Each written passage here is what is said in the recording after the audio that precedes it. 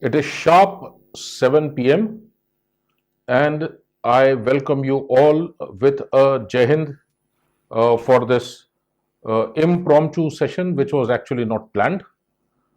But then there is a thread I did on Twitter a couple of days back, after which I got a lot of requests that why don't I conduct a Twitter space also. So starting from there, the session is likely to be about 25-30 minutes maximum. Basically, it is about my visionary CDS. So, when I think about a CDS who must be a visionary, uh, I just share what I think he should be doing. What is the reason? Reason is very simple. With social media, last 1 month talking incessantly about who the next CDS is going to be, and so much lobbying going on, and so much things you read on social media, I somehow felt that there has to be someone, instead of talking about who is going to be the CDS, I rather focus on what is expected out of a CDS, which, if he does, is going to benefit the nation a lot. Now, it does not matter who that person is or from which arm or service that person is. It does not matter at all whether he is from Army, Navy, or Air Force, so far as he gets the job done. This is as much connected to you or of importance to you as much it is to me, as much it is to establishment, because at the end of the day, we all are only talking about India. So, with that, I start my session on visionary CDS, India first, nothing less, nothing more. Basically, to talk about what this position is all about, what this designation is all about, and are we going wrong anywhere? I also have taken this liberty of tagging the tweet requesting the Prime Minister's office, the Defense Minister's office, the Office of Home Minister, Defense Secretary, Secretary ESW, and the headquarters of Integrated Defense Staff, Army, Navy, and Air Force headquarters to depute their representative just to hear out whatever I have to say. Since this is coming in public domain for the first time, I am completely aware of the security concerns of the establishment, and I, being a responsible citizen, I would not be revealing anything that I know is going to affect the national security. So it's going to be a generic talk about my vision or my uh, desire to see a CDS who is performing certain tasks as a veteran and as a citizen. The aim basically was to put my 26 years of service in uniform, my entire childhood up to 20 years of age in Air Force stations, since my father was in Air Force, last 14-15 years that I am working in whatever capacity where I interact with the central government ministries quite a lot and have a very deep insight on how the bureaucracy works, and thereafter put all this experience together to see what a visionary CDS should be, or what should he be performing, what tasks he should be doing, which actually not only are going to strengthen this entire organization, the country, but it identifies every small crack, every small gap which is not being addressed today. The reason is very simple. The reason is that we have such strict job descriptions and designations of every person that beyond his job and beyond the files, he does not do anything. There has to be someone who has a macro picture, who looks at the things, who has got ground experience, and who identifies these gaps or cracks. I'm very sure you all will agree that whatever jobs are already being done by people, we need not step on people's toes. What we need to do is to identify these gaps and fill them up so that we make this entire structure very strong. Last 15 years has seen me going on ground, my own expense, visiting hundreds and hundreds of veterans twice or thrice every year. I meet army widows in their homes, particularly those widows who have their children still under education. I go deep down in rural areas to find out how exactly is government grant or facilities reaching that point. And I'm doing this from the last 14 years. Twice, thrice each year I go. COVID, I still have gone last year despite COVID. I have made one trip. So when I go down there, when I'm also going to the Ministry of Defense and meeting the bureaucrats and giving them the points, some of which at times I see getting implemented. So I thought that I was in a right position to suggest certain things because CDS is in such a position, such a strong position that he can implement certain things. And with that as the backdrop, I will straight away come down to the CDS. It's not a designation. It is not something to be very proud of that someone has become a CDS. I think the biggest responsibility today, if there is any one person who carries towards the nation, towards the forces, and towards the bureaucracy, is the CDS. I don't want to see the CDS as a threat which is entering the South Block for bureaucracy. No, not at all. He has to be a representative of the armed forces who knows bureaucracy inside out, government inside out, armed forces inside out, and he is the person who sees each and every crack and each and every gap. I think his first job before projecting himself as a super general is to identify these gaps, fill up these gaps, and do everything possible to set the entire foundation right wherever it is weak to strengthen it. So for this, he has to be a man who has to be as much welcome in bureaucracy as he is going to be welcome in all the three forces. The impact of this man has to be felt in that rural village where a widow or a veteran is sitting. It's only then can we say that yes, the office of the CDS has been effective. Now, coming down straight away, when you talk about what tasks are you expecting, what I have done is I have just listed out 10 tasks. I will talk about each of these tasks.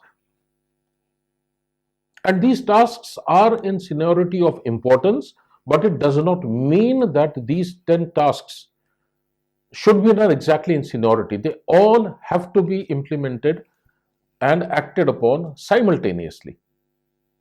That is one. Secondly, it is not important that all these tasks must finish in one tenure of CDS. They cannot. The tasks take time and the tenure of the CDS finishes early. So we cannot give him a target to finish it. The thing is, all of these have to be implemented simultaneously with a long-term aim given and with the correct time frame within which all has to be achieved. Now, whether the second CDS completes that or third CDS completes that or the fourth one does that is not important. What is important is to first accept that these tasks are required to be done. They are necessary. And thereafter launch them simultaneously. And when I am putting my entire life's experience behind these 10 tasks, I am very sure the establishment somewhere will take cognizance. So with that confidence in the organization, in the establishment, I am laying out these 10 tasks. I also at the onset must tell you that I have an extremely positive view of the bureaucracy, and I simply do not ever fall into the trap of social media where the constant bickering against the bureaucrats go on. No, my personal experience has been extremely positive. There is so much they want to do, and there is tremendous amount of resistance they face whenever they want to do something. So, with this positive note, and being from armed services, I am very sure if there are a lot of criticism that come towards the armed forces, we should be able to take it in stride, because it is not the doing of an individual officer. It is over a period of time that a particular wrong has widened. So we need to just fill that gap, cover that crack, so that everything is put right. When we talk about the first task of the CDS, I would honestly like the CDS to completely focus on the military bureaucracy rift, which I have been hearing from the last 14-15 years, and to be very honest, I have got tired of it. At every level, there are officers who would always crib about bureaucracy, about the hurdles that bureaucracy puts in there, which somehow, and I would not point a finger at either bureaucracy or military, I just request the CDS to first focus on this issue. He must remove this military and bureaucracy rift, gap, friction, whatever you call, because this is resulting in the suffering of soldiers. This is resulting in the suffering of veterans. This is resulting in the suffering of the widows, their children. The facility is not reaching, the equipment not getting procured, and everything. So it affects operationally, it affects the administration, it affects the life, and all this is happening because of this rift. And mind you, all the three armed services, other than the three headquarters which are in Delhi, and the fourth headquarter, of course, now which has come up, there is no connect of army with bureaucracy. The entire service, 1.3 million, they do not have any connect, except for the three headquarters here. So I think it's going to be fairly easy to identify where exactly these problems are. So basically, it is the root cause is that officers, even when I had put in 25 years of service, I had no exposure to bureaucracy at all. I have always carried a very positive impression. So probably I see when it comes to postings in Delhi and the interaction takes place, so probably I think the problem lies with both the sides, because you can't clap with one hand. So the thing is that it is not to put a blame, but it is to accept the fact that yes, there is this rift, this has to be removed. Secondly, we are talking about the all the three armed services put together and the Ministry of Defense friction. We are talking about the Ministry of Defense and the other ministries friction. We are also talking about inter-services friction, Army, Navy and Air Force. So let us not be under the impression that these services don't have. Armed services, all the three forces have tremendous amount of friction amongst them. So how are we going to be actually surviving in this sort of atmosphere where the three services have friction, the services with MOD have friction, MOD with other ministries have friction? As soon as you talk to people and everyone says, no, all is fine. The fact is that it is not. So CDS must pay attention to this. That is one. Having covered two tasks, the second one was the inter-services, inter-ministry, and Armed Forces Service Headquarters and the bureaucracy. So all one has to do is to identify where are the friction points and just address them. That is all. So there are a huge number of tasks which armed forces are capable of doing themselves. They should be reverted to them. So far as the equipment, life, service, the life of veterans, the widows, they are not getting affected. It's fine. But today they are.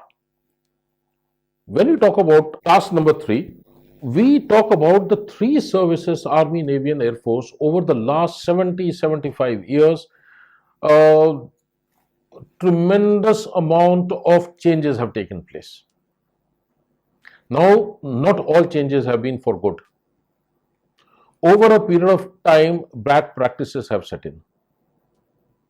There is a requirement to carry out radical military reforms, firstly by all the three services within themselves. Now, if you expect the current incumbents to do it, I don't think it is possible.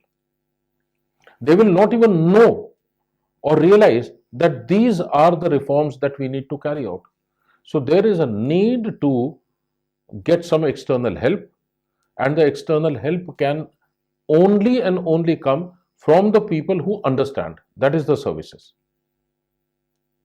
Now, the past experience of putting very senior retired people, lieutenant generals to some task and thereafter give some report, no, it doesn't work that way. No, it doesn't. The actual functional people are much lower. At colonels, brigadiers level, you can have 20 of them, put them together in one room and say, okay, now give us what the reforms are. The real changes come at that level. They get recommended. The higher you go, the lesser you know and the lesser you are exposed. So rank does not assure knowledge or intimacy or knowledge of deep, smaller things. No, it does not. If I go to rural areas, I know no officer who is retired ever goes to rural areas in the villages. So we can't be sitting in Delhi and carrying out and giving out recommendations of reforms till the time we actually know what the problems are. Bureaucrats at this place score much, much higher than the armed forces. Reason is very simple. Their service starts from a district level. So they are so much aware of the rural atmosphere, the organization, the way they all villages are organized. They are much closer to men and their problems because they know exactly what happens at the rural areas. Whereas we have to accept that as armed forces personnel, though our PBOR, personal below officer rank, may be coming from the rural areas, but most of the officers are urban based. After retirement, none goes. No one has any experience. So, with that in point, if we say that we do not require reforms, it is wrong. It will not happen if you rope in veterans who are brigadiers and lieutenant generals. No, I'm sorry, they have no experience, ground experience. The functional level is very different. It's those people who can actually tell you where the reforms are required. So far as army is concerned, I think being from army, you'll have to pardon me for being dwelling more on army, but yes, this is something that I've seen from inside. My recommendation is that probably the biggest reforms are required in the army in case we are going to be looking at 21st century army with a 21st century mindset. We cannot have a 21st century army with a 18th century mindset where we talk about the regimentation and the meritocracy and numerous things. There is a huge list of radical military reforms which I think need to be taken, and being extremely sensitive in nature, I would never be talking about it in public domain or never be writing anything about it in public domain. And maybe in another 2 weeks' time maximum, I may write them down and send it as confidential to the relevant people, which is basically the ministry, the headquarter IDS, and the army headquarter, for whatever it may be worth. But this will be confidential and just sent for your eyes only to 2-3 by name designations, which includes the Prime Minister. So this would be my observation, and it can be treated for whatever it is worth. Coming to task number 4 of the CDS, the understanding between the three services is very, very poor, very, very weak, and at times unhealthy. Comments which are in public domain bear to whatever I am saying. It proves. I think that is extremely bad. Each service, you cannot win a war today unless you have Army, Navy, and Air Force. You cannot. There is no service that can be superior. As soon as we talk about superiority or inferiority, we are actually showing our lack of understanding or respect for the services, which actually is very, very negative in nature. So, the fourth task which I think the CDS must focus at is the inter-services requirements or inter-services jointmanship, I'll say. This constant friction which gets created, this has to be removed. There is huge amount of duplicity which has to be removed. As far as training is concerned of the officers, it is at different levels. While Navy actually talks about 5,000 kilometers and does that on ground, on water, it does those distances. Army is limited by the geography at the boundary, IB, or at the LC. I have always spoken about Army and geopolitics, armed forces and geopolitics. There are YouTube videos which I have done.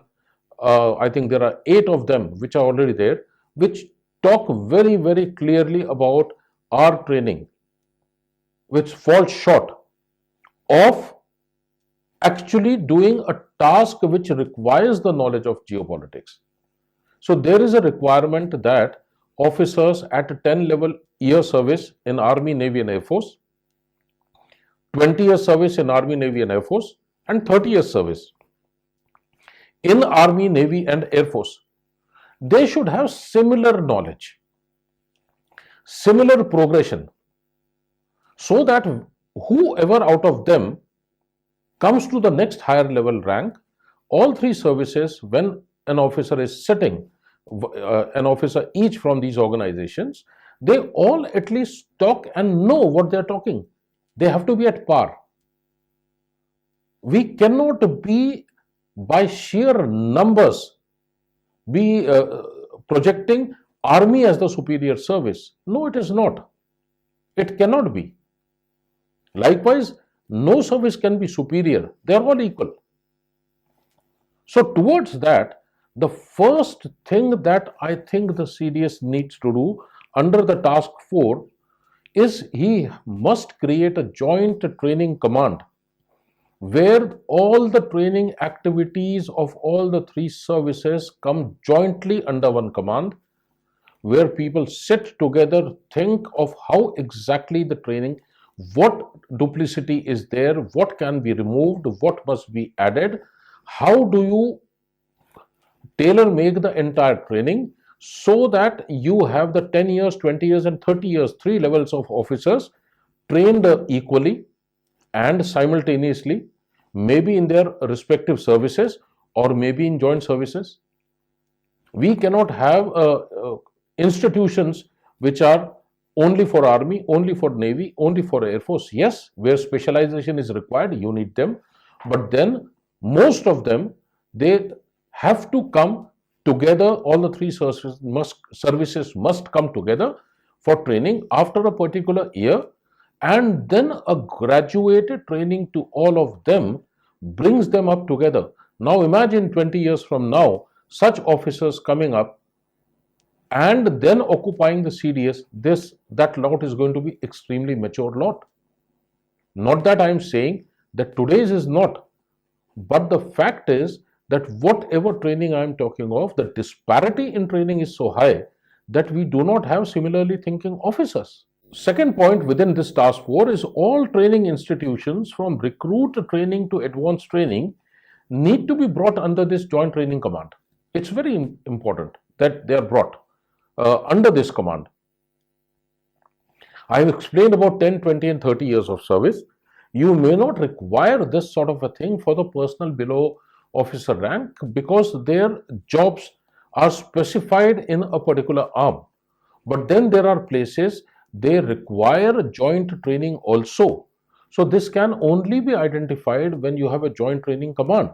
Not that it is not happening now, but then when we talk about a coordinated effort of all the three services, it definitely will make a difference if you have a joint training command. A very important point, whether it is Air Force or whether it is Army, I can give some examples also. The bias of who can command has actually hurt these services more than anything else. Only a fighter pilot can become an air chief.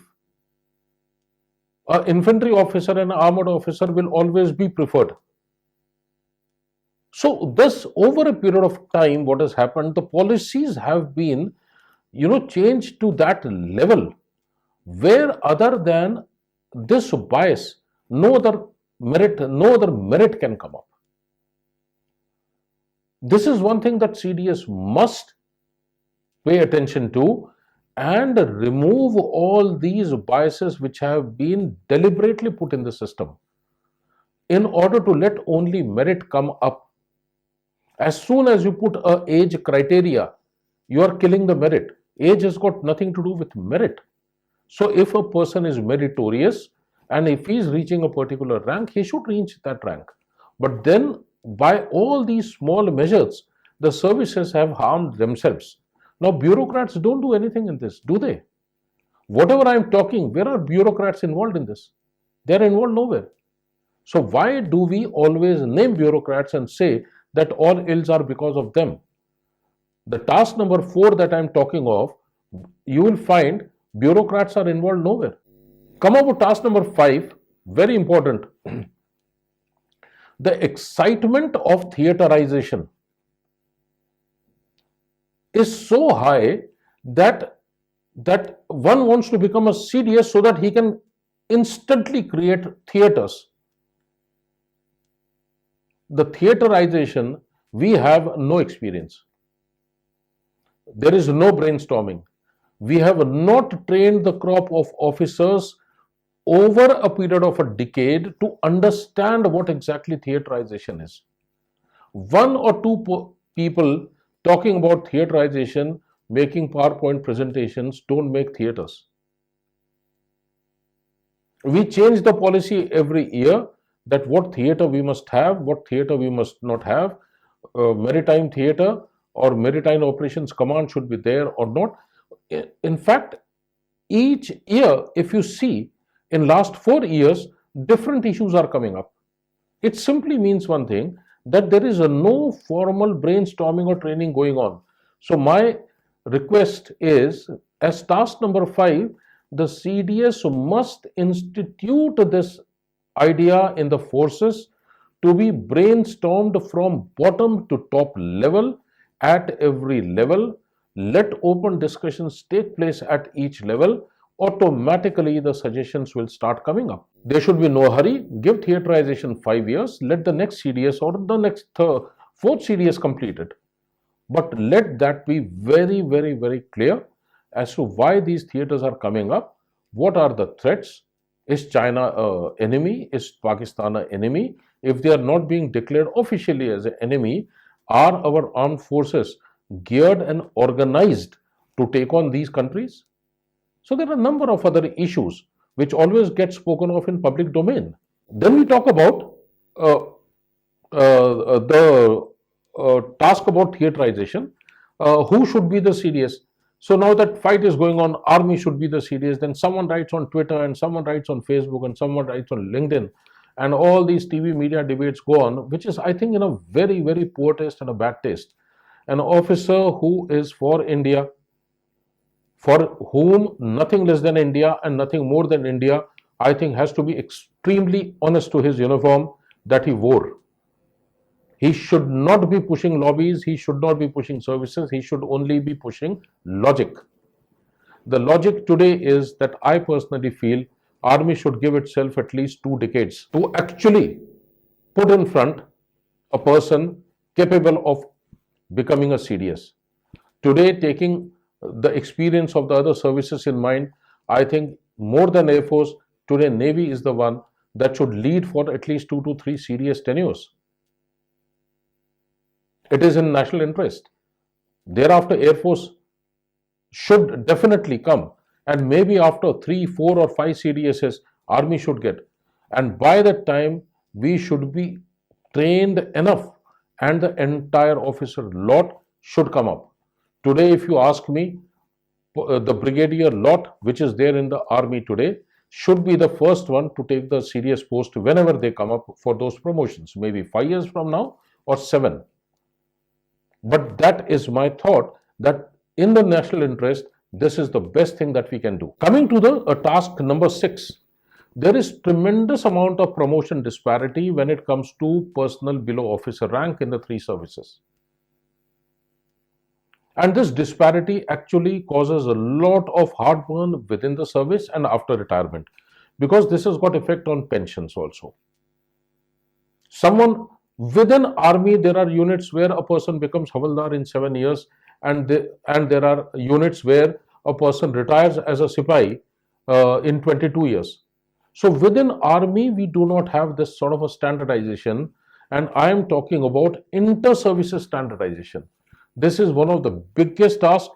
It raises the morale of the serving, it raises the morale of the veterans, because the serving will become veterans tomorrow. So they all know that they all served in the same rank.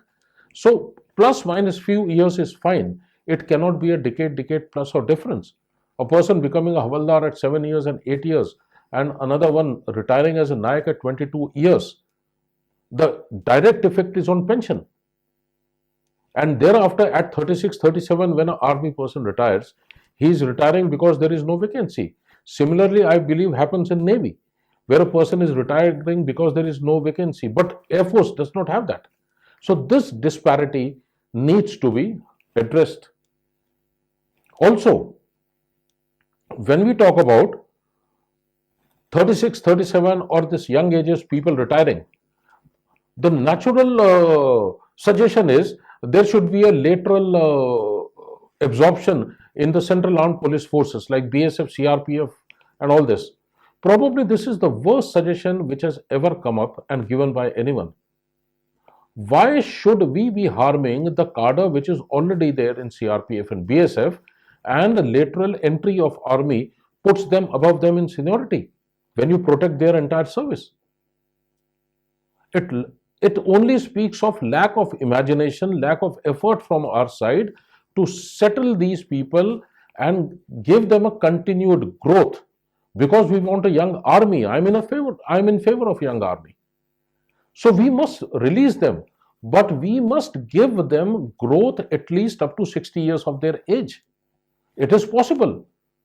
There are numerous suggestions I have been writing, and I have been writing right at the time when respected Smriti Irani ji and Prakash Javadekar ji were there in their ministries, and I used to send suggestions where I have never suggested that they should be literally absorbed in CAPFs. So there are so many other ways one can do if one wants to, and this actually needs attention of the CDS. This is the task number 7. There are organizations that serve all the 3 services. One of the major organizations is Military Engineering Service. Likewise, there are others which serve all the 3. They all work under Ministry of Defense, under various secretaries. Anything that is affecting a serving unit, cantonment, and not the veterans needs to be brought and consolidated as one unit under the CDS, or the CDS might suggest that they can be brought on and placed under whom. The amount of resources, hundreds and hundreds of crores being wasted every year, will be saved just by this one measure. We always attempt to cut the tail. With teeth to tail ratio we talk about. And we get after small units, reducing the number, 50 people reduced from this unit and 50 people reduced from that unit. That again talks of lack of imagination. Today we have got over 40 record officers in army itself. Go heavy on IT, just convert that into one, and you're almost about 35 odd record officers worth strength. is absolutely spare. You can reduce the manpower over a period of time. There are so many other institutions like this which you need to just combine, use IT as the backbone and reduce. CDS must pay attention towards this to reduce the tail in this manner, reduce the actual tail rather than cut down the strength from operational units and say that the tail has been reduced. Task number 8, seamless documentation of all personnel who join the service, because the relation of a person who joins armed forces does not end the day he hangs the uniform. It ends the day either the ESM dies or his spouse dies. So with entire lifespan being covered, our documentation data is not captured that way. There are almost 20 to 30 different organizations who require the data. There is no central database. There is no seamless transition. A person in the last year of service must automatically go under the directorates of veterans and from there to all these organizations. And here I talk about very big organization, which I now include that in task number 9. I am calling it a veterans command. For lack of my imagination to name it something, it can be named anything. Understand the idea. We are talking about a huge number of directorate generals of resettlement, and we talk about ECHS, we talk about army placement nodes, we talk about Kendriya Sainik Board, Zilla Sainik Board, Rajya Sainik Board. There are numerous organizations. Then there is the PCDA, which gives the pension. There are the record offices which have got the data. All of these, along with the army group insurance, you name the organizations and there is no dearth of them. All of them at times deal with serving, and then the transition takes place, they deal with the retired. My suggestion is, as task number 9, the CDS must focus on getting a veterans command under which all of these come and they are using the common data which has been fed as a personal occurrences or part 2 orders, which as is called in army. And right from the day of recruitment till the day of retirement, the entire data is captured. The data needs to be captured even after retirement. So if after retirement the data has to be captured, they have to take the difficult route of the Zilla Sainik Board. There are times people don't get their certificates. This is a very major problem, and this problem has to be overcome. Unless the Kendriya Sainik Board, Rajya Sainik Board, Zilla Sainik Board are not modernized and backed by very strong IT, which then again comes on the central server where all this data is stored. Till then, this problem is going to persist. The pain that the veterans undergo at their homes, the widows undergo at their homes, is actually something to be seen. And only once you know, small measures at the MOD level, small measures at the top level is all that is required to resolve these. That now brings me to task number 10. And task number 10 is nothing else, it is blank. If after all the first 9 tasks have been done, or the ball has been set rolling to implement them, thereafter task number 10 is whatever the CDS wants to do. Do the first 9 tasks, let them happen over a period of 5, 6, 7 years, regardless of who the CDS is. Put the ball rolling. You'll have very strong armed forces, very strong veterans, very strong widows at the ground level who always will be thankful to the organization where they served or their husband served. I have converted this into a document. This document will be on my blog tomorrow. I have put this in a video. This video will be up on my YouTube channel. You would have realized there is absolutely nothing confidential in this. This is a day-to-day life of a veteran or a retired or observation. But all the suggestions that have been given, none of them relate to army or navy or air force or bureaucracy or anyone. It is for the national good. We are talking about national asset. These are national assets. Even the bureaucrats, the armed forces, everyone is a national asset. So all that is required is to just bring them together, identify the gaps, fill the gaps. I am sure the atmosphere will completely change soon as it is done. Now you will say, I have listed 9 tasks, the 10th was left. What is the 10th task? The 10th task is very simple.